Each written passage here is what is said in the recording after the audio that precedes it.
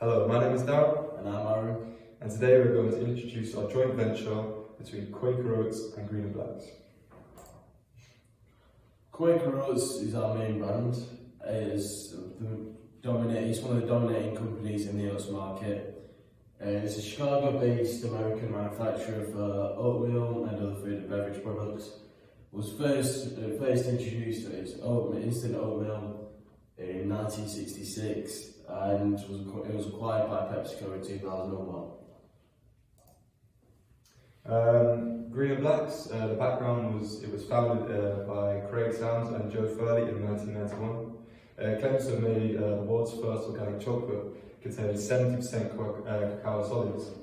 It was awarded Britain's first fair trade mark and was bought by Cadbury in 2005, which is now owned by the American company Mondelez International, formerly known as Kraft Foods since 2010. With the desire to innovate, inspire and impress, Green and Blacks has been voted as a cool brand by Cool Brands for 10 consecutive years. So the product that we decided to do is porridge. We bought the components of Quaker Oats and Green and Blacks together to make a healthy organic chocolate porridge. Porridge is widely known as a good source of fibre and a brilliant nutritional breakfast. In terms of what Green and Blacks can offer, we have found that the organic chocolate market is expected to grow faster than the overall chocolate market as consumers favour healthier kinds of foods. And over half of the adults, 54%, have said to be buying more organic food and drink compared to a year ago in 2019. In terms of the trends that we need to consider, reducing sugar content is one of the main ones, as PHE are due to set 20% sugar reduction target by 2020. Becoming quick and portable is another one, as adults are said to have less time in the mornings to prepare and make breakfast. And finally, engaging with new audiences with flavour innovation is vital in order to expand our product and the consumer base that we have. In terms of the ANSOS matrix, we would place ourselves in the product development stage. This is due to us being in an existing market already with a new product on board. So for the macro environment, we decided to do a PESTEL analysis. PESTEL standing for political, economic, social, technological, environmental and legal. For political, we recognise that there will be a plastic tax for all packaging that contains less than 30% recycled content from 2022. Therefore, we must ensure our products contain as little plastic as possible to stay within the guidelines. There will also be a 20% sugar reduction target by 2020. In order to combat this, we must look into reducing our portion sizes or even providing lower sugar alternatives. For economic, we must take into consideration the economic structure of markets. Monopolistic and oligopolistic structures will be different from monopolistic and perfect competition structures, and therefore we must try and place ourselves in a market structure which will give us the best competitive advantage while also reducing the number of competitors that we have. In terms of levels of employment, this could be a factor which determines where we distribute. Whilst low unemployment could mean less sales, it could also mean an increase in the number of workers we need in order to increase our brand to further continents. In terms of social, the demographic trends are very important. Spending patterns and behaviour of customers will determine whether our brand, our health-based brand, will thrive or not. In terms of technological, new packaging, for example, resealable bags or recyclable packaging, could be the difference between losing or gaining customers. In terms of environmental, we need to make sure that our product is eco-friendly, and we must take into account the weather conditions and climate conditions for the different countries that we plan to sell our product to, as transport costs could be a problem. In terms of legal, we'll be allowed to keep a competitive edge against our market rivals if we stick to the intellectual property laws and patents for the brand that we've established. And in terms of the health and safety laws to protect employees, we need to make Quaker Oats responsible for their safety. For our micro marketing tool, we've picked Porter's 5 forces. This marketing tool allows us to forecast the potential success of our products. This also helps us to predict and analyse possible competitive threats to the products. Here we have the 5 forces are threats of substitute products, threats of new entrants, rivalry among competitors, bargaining power of suppliers and bargaining power of buyers. For the threat of substitute products, there are low profit earning industries that do sell chocolate flavoured sachets online. Then there are similar products, there is a gap in the supermarkets for similar products. And then consumers may also opt out to pick other healthy options such as Tesco's blueberry apple porridge. And then for our threat of new entrants, there's always a high chance of entries to the market due to lack of competition. The more profitable the product is, the higher the chance of new entrants, as competitors will follow. Methods to prepare for such risk and product differentiation and strong branding. And there's a large amount of capital and resources is required to continuously invest into the products. And then for rivalry among competitors, we've got Quaker Oats currently holds 58.5% of the hot cereals market, so it is a majority of the market share. There are a few competitors in the market, but not many. Existing companies have a large market share as well, so they do have big competitors, and there is a lot of they do need to get a competitive advantage. For bargaining of power supplies, there's a considerable amount of supplies in the market which decreases the bargaining power of suppliers. It's easier to switch suppliers as they are quite standardised. And then bargaining power of buyers. Small target audience means that each individual holds more value to the organisation. This decreases the power held by the organisation. And next we have our SWOT analysis. So for our strengths, we've got, this is a large market share, we said it's 58%. There's a wide product portfolio. This basically means that we've got a wide range of products that does suit different customer needs. And then we've got excellent branding and advertisements. Then for our weaknesses, we've got there are similar alternative products offered by many rival companies. Market share is limited due to intense competition. There's sugar tax. That was also discussed in the pest analysis, and inflation may lower sales as prices may get higher.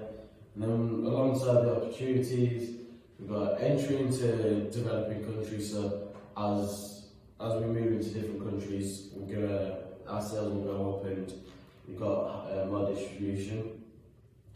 Healthier options prefer to fast foods, so because of the way trends are changing, people do prefer healthier foods, so our porridge will be quite favourable. And then we've got social media marketing. This is where we can use Instagram, Facebook, YouTube to find a younger demographic audience, as it will catch their attention. And then lastly, we've got threats, competition from other major companies like Kellogg's and General Mills. These are huge companies that will pose a threat if they do follow through with following our product. And then there are cheap alternatives, like we said, with Tesco's branded, but we will beat that with our quality and price. but with the cheaper ones, the quality deteriorates. So next we've got segmentation and targeting for Quaker oats. For segmentation is 4 types. We've got psychographic, demographic, behavioural and geographic.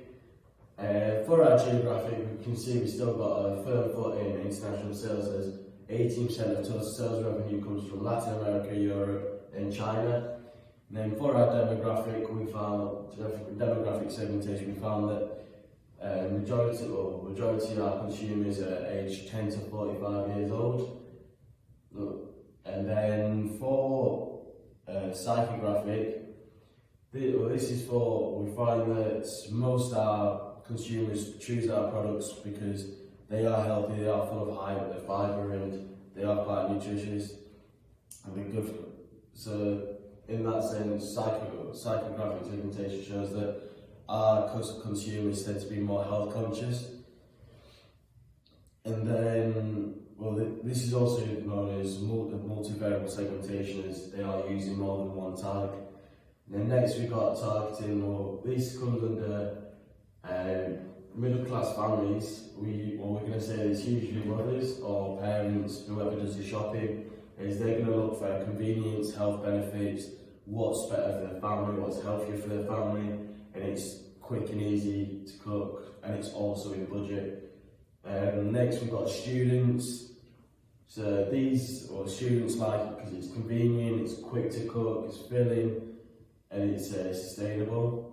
And then next we've got professionals, because professionals will always want to keep in shape, and as porridge is healthy for you. It's perfect, it's easy, it's quick, and it's perfect for staying fit. And then next for our positioning, Quaker oats is seen as, in this campaign, it was Go Humans Go, they went for their brand identity. And they said that their whole grain, their brand new whole grain, was a super grain. This basically means that through their message, they were saying that this super grain will inspire people, it helps people, and it helps the body. This is the message that Quaker oats tried to put out. Mainly means that their food will power you, or will power the body efficiently. And then next we've got the Quaker Go project. This was a campaign in New York Times Square, and it was to give out Quaker oat products, as they're filling, they're perfect and they're very nutritious and they're full of fibre. They've given it to children with who are fighting childhood hunger, suffering from childhood hunger. And so this was also funded by donations, fundraisers and grants. But this shows how Quaker oats is viewed by its consumers, especially through the Go Humans Go. And then next we've got segmentation and targeting of green and blacks. So for our segmentation, we've found that it's usually the older generation, but it's also enjoyed by urbanites. So urbanites are people who enjoy the city life. And then we've got a psychographic, that's from affluent families, because green and blacks is a premium product, so it will cost a fair bit, or cost a lot in comparison to the other products. And then next we've got behavioural segmentation. This is for chocoholics, as you'd say, convinced by premium organic and healthier chocolates. Basically means they enjoy their chocolate and they're always going to be looking for healthier and better options. And for geographic segmentation, we sell deliveries, they mainly operate in the UK, but have international deliveries. And then for targeting, we've got Green and Blacks targeted the mainstream chocolate market. In order to do this, they redesigned and revamped their packaging, as in they just changed it completely. They made it much more bolder so it stands out. And this was their effort to revive flat sales by positioning itself as more mainstream. As a brand that does milk chocolate as well, and not just dark chocolate, they carried out market research which showed that 20% of consumers in the UK believed it was just as solely a dark chocolate range. even though nearly half its variants are milk chocolate. Even the global head of marketing said that when you look at the packaging, it looks like a dark chocolate range. Through this, they made it a much more bolder packaging, so it stands out more on the shelves, and at least now it'll stand out more in it. It's gone further away from where it used to be, as it was described as recessive. But Green and Black's targets young affluent Urbanite, home county mums, young women. They'll be targeted by working with lifestyle bloggers, as lifestyle bloggers will be explaining how good Green and Blacks are. And then next we've got our positioning. So Green and Blacks is was viewed as one of the leading organic confectionery brands in the UK between 2002 and 2005. They are viewed as a very premium product that holds a higher quality more than most products. Green and Blacks operates in the premium chocolate market, and therefore creates a large demand by those who are interested in organic foods. When combining Quaker Oats and Green and Blacks, our product will be of a high quality, so we've placed it here even ahead of Quaker Oats. It will be similar price, but it will be average price as well, as if it was just a Green and Blacks product, it would be a higher price with a high quality, probably a bit further up here. But as you'll be able to see, Green and Black's current products would probably be based up around here. But these are the competitors for our products, as they will be going against cheap porridge, Tesco brand porridge. We'll go for a ready brick. But these are products of lower quality and a similar price. So for the co-branding, our mission is to create a product from two existing brands, Quaker Oats and Green and Blacks, that have the ability to complement each other with regard to their health benefits and great tasting products. We intend to mix healthy with indulgence to create a product that can appeal to the sweet tooth of customers, whilst also taking into consideration the worryingly high obesity levels that continue to rise. We want to provide a product that is quick and easy to dispose of, again taking into account the increase in plastic waste that has become increasingly harder to get rid of. We also want to increase the circulation of non-protein based porridges for those consumers looking for a lighter and more easily accessible option. In terms of brand identity, our product is for those who demand healthy products but also have a tendency to indulge in confectionery. We want to create a brand that can recognise the changes towards healthy eating whilst trying to combat obesity in a way that will encourage those who enjoy chocolate to try our product. We want to make a shift from plastic. Corrugated packaging will be used to improve the sustainability of our products and show that we are an eco-friendly brand. Although we want our product to be of an affordable price for everyone, we recognise that organic chocolate might slightly be more expensive than other products. However, we realise also that real incomes have been rising since Brexit, showing good signs for future sales. We have chosen the slogan, "Indulge into simplicity." We have mixed Quaker Oats' "Oh So Simple" slogan with the luxurious finesse that Green and Blacks provides. In terms of brand image and marketing mix, we decided to mix the two together. So for price, we decided that we're going for a value-based pricing. This is due to the lack of organic chocolate and porridge mixes on the market. Therefore, we believe that we can add extra value to our prices and believe that customers will still pay for our product. Comparing prices of chocolate porridge already on the market, the added extra cost we believe our product deserves. In terms of the product as a whole, our core is a healthy breakfast option with the ability to indulge our craving for confectionery. Our actual product is a travel side pot with creative packaging for easy composition, and the augmented product, we decided that we were going to donate 1% of revenue to help reduce the use of plastic. For place, we decided that supermarkets are our obvious bet, as most people will buy porridge from the supermarkets. And we decided that vending machines across gyms would also be a smart idea in terms of placing healthy products in a place where people, we believe, will buy them before or after their workouts. And also artisan shops could be used, as we believe the luxurious brand that is Green and Blacks has artisan aspects to it, and therefore we believe we could place our product in their stores.